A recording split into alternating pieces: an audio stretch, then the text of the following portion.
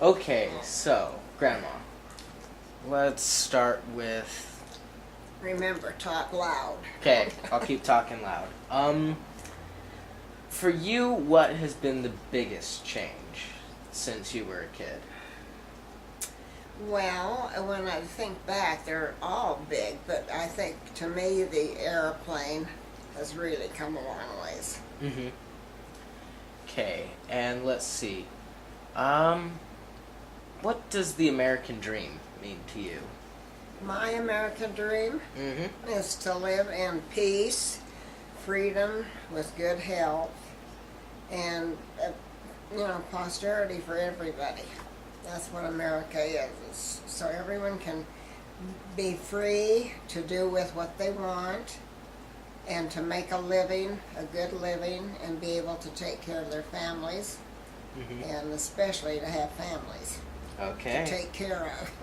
And how would you feel that, have you felt that you've achieved your vision of the American dream within your life? In a way, I've not been one to go out in my own direction. Really, I haven't really been one to go climb a mountain or catch this biggest fish or anything like that. I'm not one to do all those things. But thank goodness somebody had wanted to do that, because it has taught us a lot, and we've been, really have learned a lot from people who have been adventurous, and I haven't been.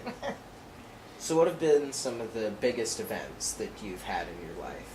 No, I couldn't hear that. Some of the biggest events in your life, or just ones that have Biggest significance events. towards you, Personally, personally, Or just or anything, whatever. just events that have seemed huge to you. okay, probably having my children, to me, is one of the most important things in my life. To be able to have, my children born healthy in this country, beautiful world, and so far, I think that's my greatest thing. Let's see. What? Let's see. Can you think of any specific day that? Or, let's see. Where were you on Pearl Harbor? Pearl Harbor Day, I was, that was in 1941. In fact, the 7th, which I think is tomorrow, is the anniversary of Pearl Harbor Day. And I was probably in about the 7th or 8th grade at that time. And I can remember that after the Japanese attack us, everybody turned against the Japanese people, even the ones that were here in America, around us even. There was camps put up for the Japanese. And I can remember we lived in California at the time, and we'd go into, they had Woolworths then, Woolworths and Cress's, and they were your kind of 5 and 10 cent stores. And the one time we went down to shop, and they had tables, and I mean big tables, stacked with junk from Japan. Very, you could almost giveaway. And I thought, oh, for heaven's sakes, because, the Japanese do beautiful work. Oh yeah. Painting, their china and everything is just beautiful. And they're very clean, very knowledgeable people. And that just struck me so, and kind of upset me, the fact, excuse me, that they were putting all their stuff on sale and calling it junk from Japan. What about 9/11? 9/11, I was sitting watching that, no, actually, I think I was getting ready to go to work, and Keith was in watching the TV, and he said that this airplane had struck one of the towers there, the Twin Towers in New York. And I says, oh, I couldn't hardly believe it. But then I went over then and looked, and they had pictures of it. Right then, almost as it happened, they had pictures of it. And it was disheartening, very disheartening, because the people they're in there, they can't get out, and they're some jumping off, and the pictures were horrifying. And it was a terrible thing to have happen. And what makes it worse is they kind of knew what was going on in the background. When you hear some of these people that write books and talk about that time, that they kind of had a suspicion that because they had been kind of tracing these gentlemen, I shouldn't call them gentlemen, these men, these terrorists. Yeah. And I think that, but you can't catch everybody, and that was a disaster. Yep. And then the problem is when you try to prevent the things from happening again, you lose more and more freedom. Like, this one's sort of out of the blue, but what's your opinion on the new airport policies and just the amount of security that's been put into place? I feel like they kind of have gone overboard. I don't fly, so I'm not, have not been, haven't come into this situation where I've had to take off my shoes and they come and pat me down. I haven't flown since then. But I think probably, in a way, it was a good thing. But to an old lady like me, I don't think it would be a good thing. Yeah. But they're trying to save the company, save the people here and keep them from harm.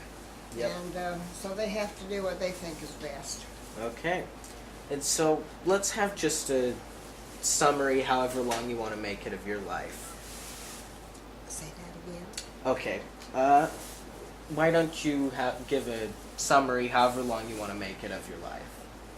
A summary of what I want to make in my life. Or no, however long you want to say, just a summary of your life. Oh, well. So as long or as short as you want to make it. Okay, I was born October the 8th in 1930, and the Depression followed right after that. In fact, I believe the Depression was on at that time, and people were hard up. And I've never had to live through that, but all of my parents had to, and hundreds of people have had to live through it. And it makes you want, because even though I was very small, tiny actually, as I grew up, even when I was 8 years old, you could still feel the Depression. There were still a lot of people didn't have work. It was bad. And I think that in this day and age, we got hundreds of people that are jobless now. And I think that the government stepped in and tried to help them out. I think that, to me, I just wanted to always been able to, I've worked, I love to work. Even if I didn't work out, I worked at home, and I loved it, in the yard or what have you. And as I've gotten older now, I just pray that my children, my grandchildren, do not have to go through that time. Because I can remember it as my parents, like my dad, we lived across the street from where the train came in.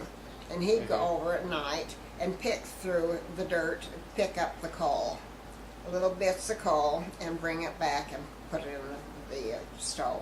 So we'd have some heat. I mean, it was bad then, and I'm thankful I never had to work, live through that.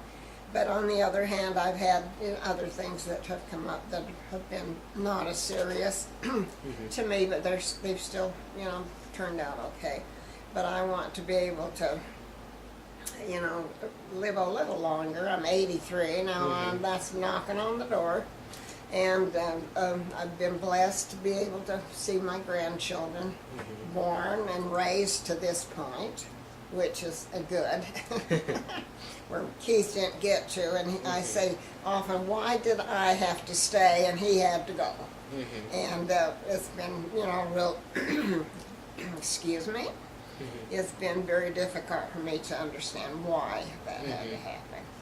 But I just am thankful for my children, and thankful for my 2 little grandsons. Just happy to have 2 children, grandsons.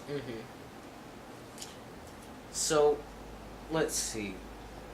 Where's been your favorite place to live here in America? California, of course. I grew up there. Mm-hmm. And it's still my favorite place, even though it's in trouble. But people still flock there, and of course people flock out too. They say a lot of people leave there too. But I don't know if it's the weather. I don't know if it's the blue sky all the time, the sunshine most of the time. Yeah. And it used to be a lot better than it is now. Mm-hmm. When we were down here, very few people. Mm-hmm. Weren't a lot of cars. Nobody had cars then, hardly. Yeah. And so now you can hardly go down the street, even here in St. George. Mm-hmm. It takes you half an hour to get out to, I went today to get cat food at the veterinary place, and it takes almost half hour to get out there because of the traffic. Yep. And we were in a kind of a panic to get home before you came. So that's one thing. But California, it's just you have to live there. Where we lived, we had the mountains. It'd take half an hour to get up to. We went to Tobogganing. Now, they didn't do a lot of skiing then, but we toboggan. That was a big sleigh, about six of you to get on. Oh, that was wonderful. And then after we got cold and tired, we drove down into our city, and it was sunny, oranges on the trees, things like that, lemons on the trees, fruit of all kinds to go out, and citrus fruit. And it just is a different feeling completely than it is here in Utah.